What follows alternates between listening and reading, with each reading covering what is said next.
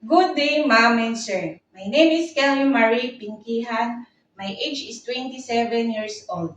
My marital status is single.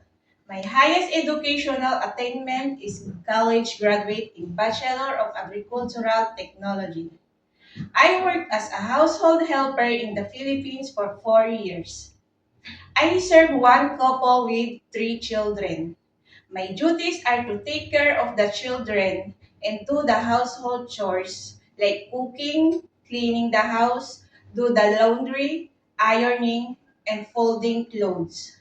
I also feed chickens, ducks, and dogs. I can sing nursery songs. Incy Wincy Spider up the water spout. Down came the rain and washed the spider out.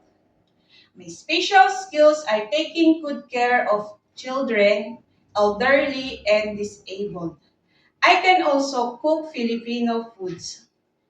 The advantage of my future employer, if they will hire me, I will do my job on time with excellent work.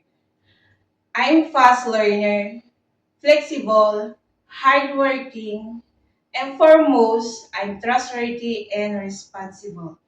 Thank you.